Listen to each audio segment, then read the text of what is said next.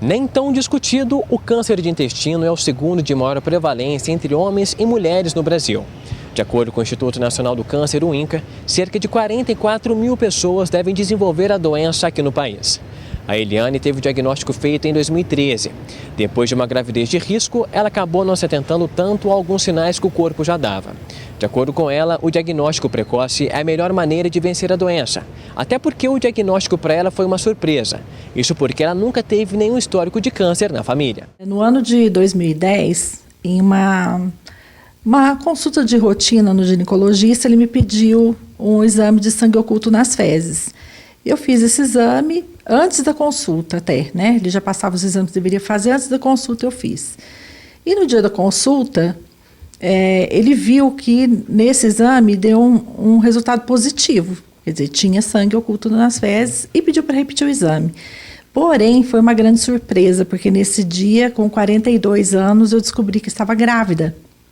E era uma gravidez de alto risco, porque eu já tinha 42 anos, era hipertensa, então seria uma gravidez de alto risco para mim e para o bebê.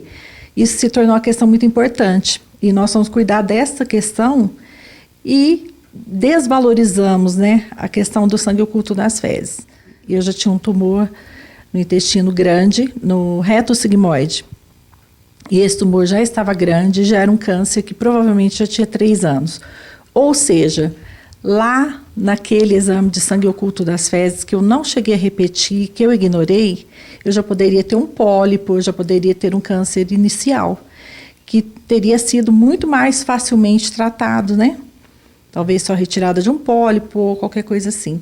Mas eu me negligenciei. Ainda não se sabe qual é o principal causador da doença. No entanto, os hábitos alimentares parecem ser os principais fatores para isso. É uma doença, né, um tumor, né, cuja causa a medicina ainda não sabe, mas ela está relacionada a muitos fatores. Fatores como, por exemplo, a qualidade de vida e alimentação. Então, fatores como a obesidade, como o sedentarismo, o etilismo e o tabagismo, além de uma dieta pobre em fibras e uma dieta rica em produtos manufaturados, aumenta a incidência do câncer do intestino. Então é muito importante a população ter consciência disso para tentar controlar esses fatores que favorecem o desenvolvimento do câncer do intestino.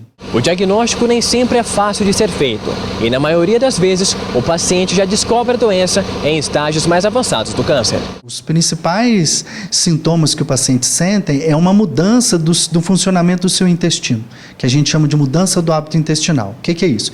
Ele tinha um intestino que funcionava diariamente, depois ele muda, ou ele fica mais preso ou ele fica mais solto. Esse é o sintoma mais frequente. Outro sintoma é sangramento, né? Ele vê a presença de sangue nas fezes. Outro sintoma, às vezes, são sintomas vagos, como, por exemplo, a presença de uma anemia. E dor abdominal, esses são os sintomas mais frequentes. Uma vez identificado, o tratamento é feito geralmente por meio de cirurgias. No entanto, a depender do local do câncer, às vezes é necessário também algumas sessões de quimioterapia antes. Na fase muito inicial até pode ser feito por colonoscopia, mas como regra é através da cirurgia.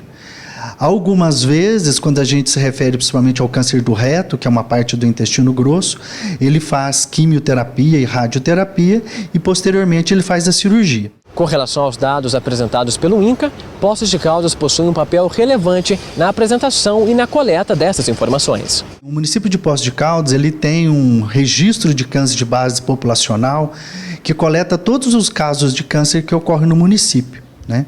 Isso já tem uma série histórica de mais de 10 anos. Esses dados são compilados, eles são enviados para o INCA e o INCA coleta todos esses dados a nível nacional e faz uma projeção e orienta, né, os médicos e as autoridades sanitárias quais as condutas que a gente deve seguir com relação a esse rastreamento. Diego de Deus para o Plantão.